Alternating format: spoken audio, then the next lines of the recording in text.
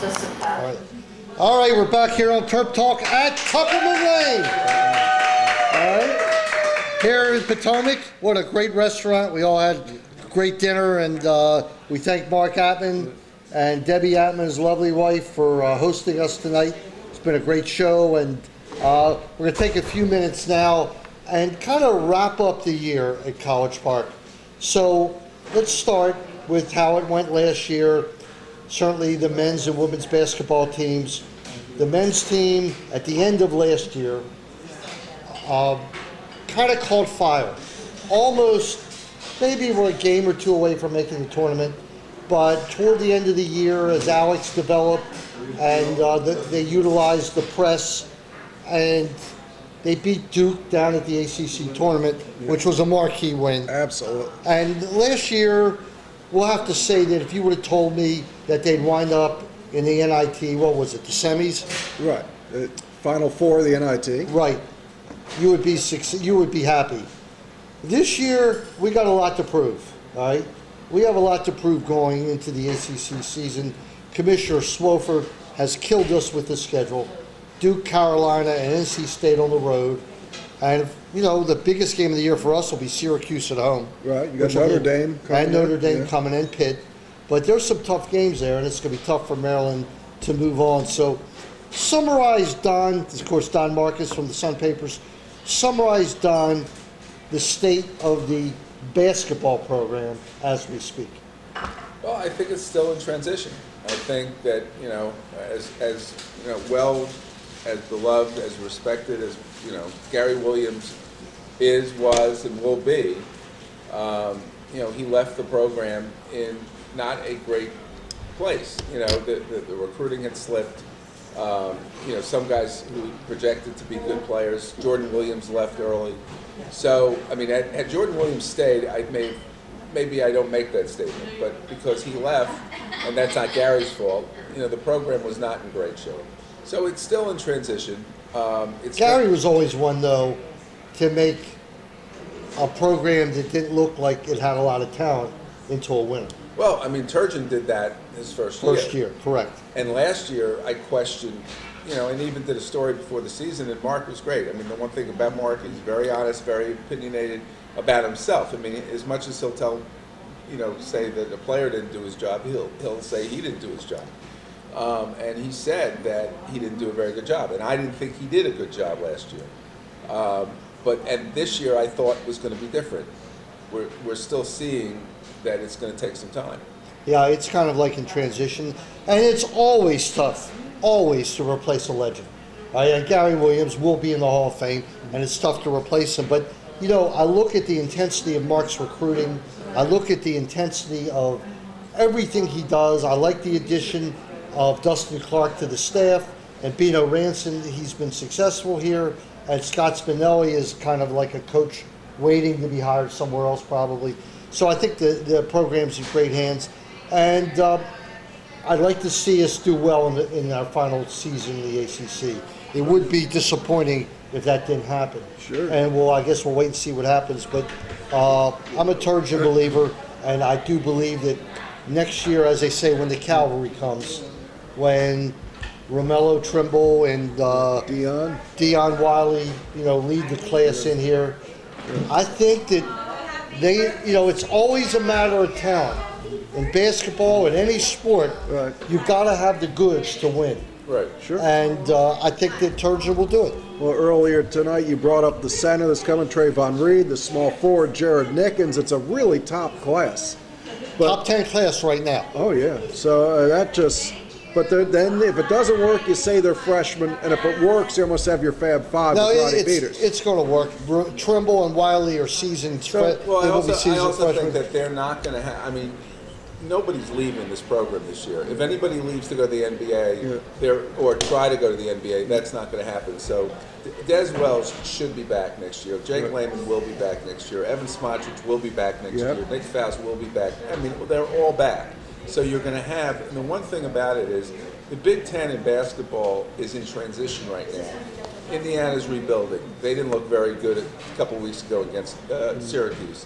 Michigan's rebuilding and is going to continue to rebuild because they're going to have a couple more guys leave after this year. They didn't look very good a couple of weeks ago against Duke. Yeah. So they're going to be going into a league where there are going to be a lot of young teams, and Maryland is going to be a veteran team.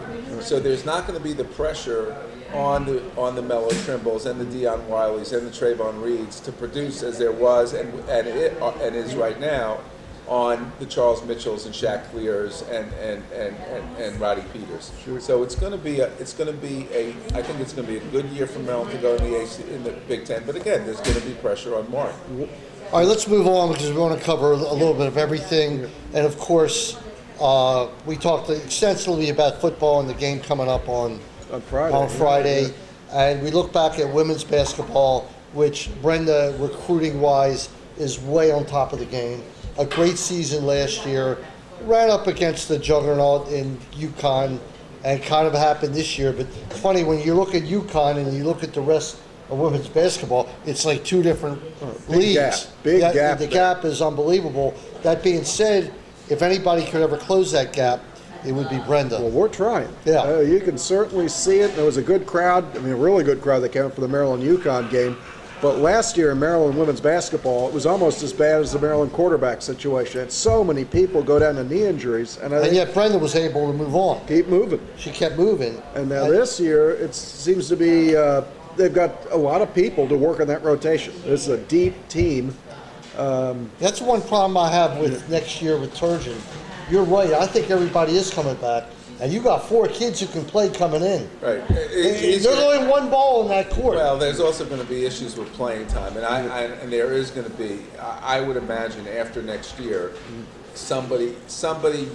Unless the kids who are going to be Des Wells or Jake Lehman, unless those kids leave. If somebody leaves this year, you mean? Right. Well, no. What I'm saying is, Des Wells obviously would be a senior, but unless a Jake Lehman leaves, or a Shaq Clear leaves, or people like that leave, you're going to see kids who may only play 10 or 15 minutes a game and say, okay, see you later, I'm out of here. So, by filling your roster up the way he has, you also run the risk of not having. I mean, that's why Mark. I mean, last year he felt he had too many guys in rotation. Now with Seth Allen out, he doesn't know where he's going with rotation.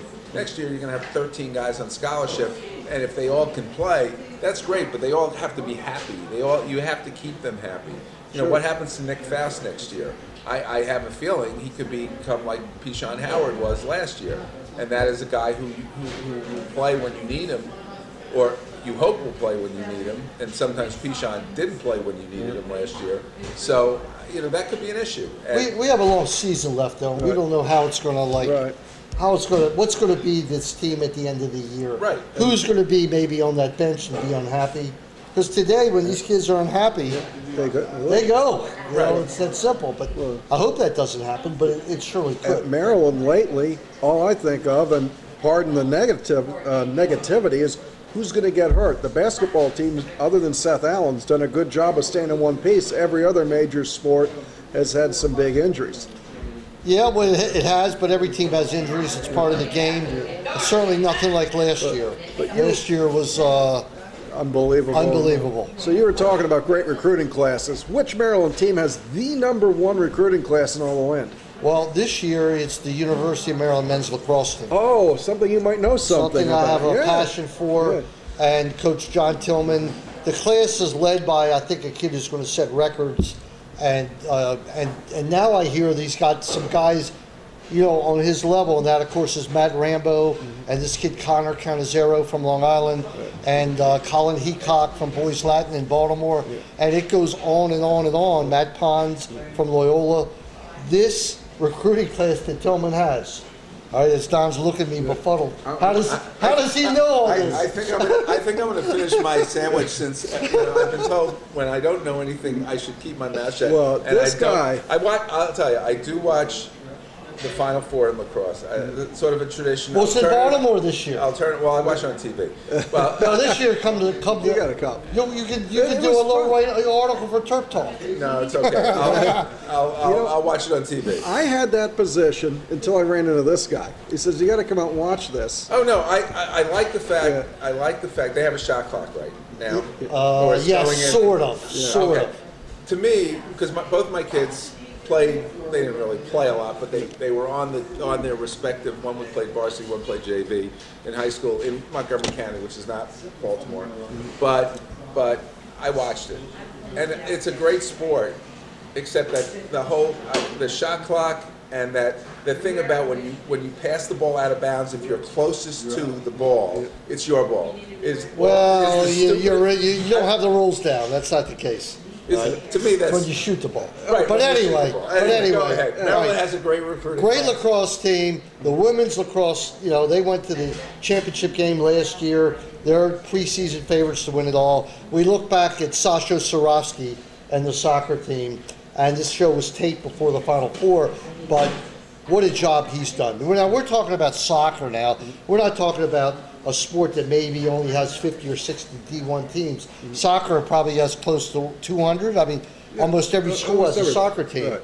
And was it his 12th or 13th College Cup? All I can say is he did it again. He did it again. And he did it after like a 1 and 2 Exactly. start. You do know enough. Right. And soccer is actually a sport that I do follow. Right. And he's been able to, He's a great coach. He's a great guy. He's been trying to get me to come out to more games, but it conflicts with other things I cover. But when you have 4 of his members on the World Cup team, that says everything. And you have one that's graduating this year, Patrick Mullins, who's won every award you could win.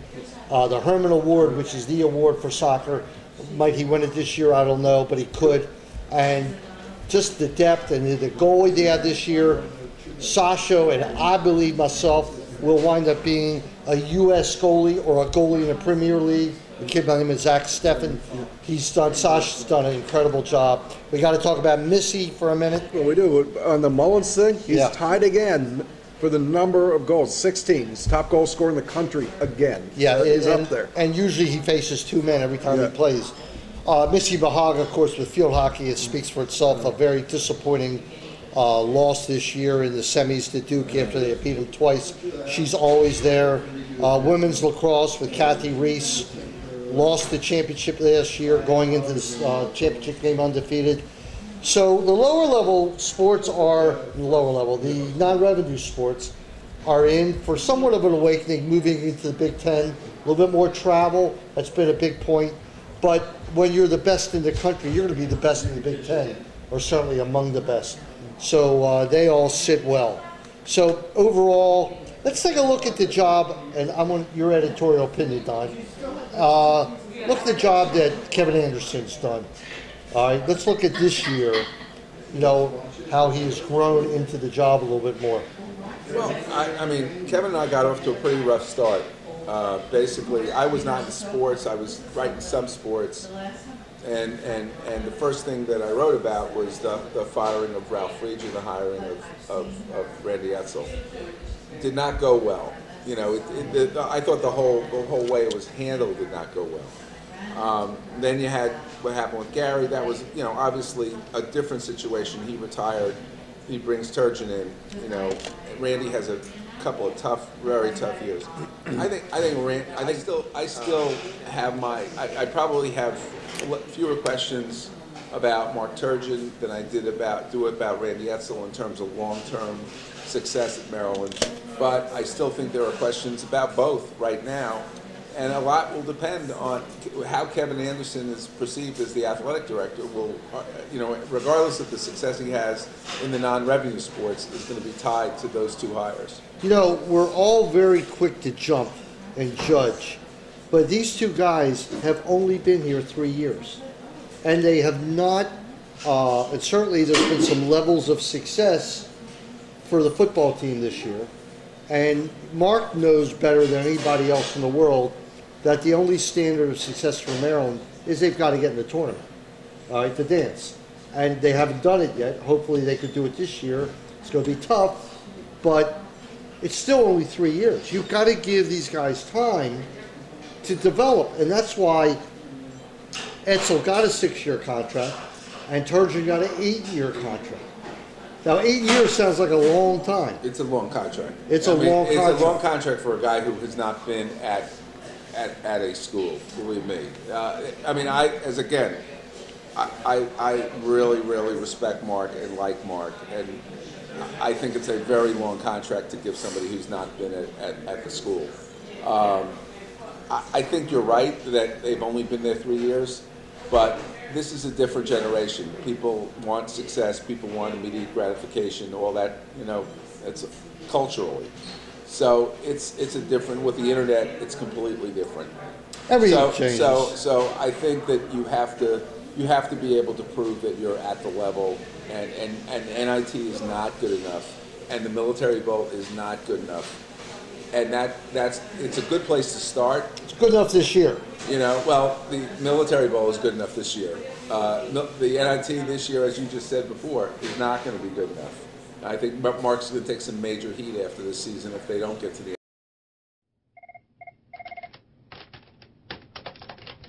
This video is brought to you by Viener Consulting. I think Mark's going to take some major heat after this season if they don't get to the NCAA tournament. And the way it looks right now, I don't know if they will. So, you know, I think that there's going to be some questions about Kevin, about the hires, but you know, we'll see. And that's who he hired. That's who he's going to go to bat for, and you know, we'll see what happens down the road. Well, my biased editorial opinion is that things are in good hands. They're moving in the right direction. And yeah, I'm anxious too. I'm no different than any other fan, because at the end of the day, that's what I am. And but I feel good about it. I feel real good about Randy and the football team. A lot more than most people do. I know the guy. I know him very well. Turgeon, I've never really met anybody who works harder than this guy does. I mean, you see it. I mean, it's a 350-day-a-year job to him, and so he shows it with his paleness, and he never has his voice. And I think that as he gets more comfortable and gets a few wins, a few major wins would do wonders for Mark Turgeon. Well, I really believe that. And for his team. Yeah, for sure. But that will wrap it up. So, Don Markus, we thank you again. We thank Attman's, all right, for a wonderful night. All right. A nice turnout here. They stuck with us. And Wayne, as always, we thank you, partner, and Mason, our cameraman. So, to wrap it up, happy holidays to everybody. It's been a great year. I thank everybody for being loyal listeners, and my friend Mark Attman and his family over there. But we thank everybody for tuning in. Things are great ahead for Maryland, and catch Don Markus in the Sun Papers. Tremendous. And catch us on TerpTalk Wednesday evenings at 6 o'clock on CBS Sports Radio 1300 in Baltimore, and 1580 CBS Sports Radio in Washington on Saturday mornings at 8 a.m. Happy holidays, everybody.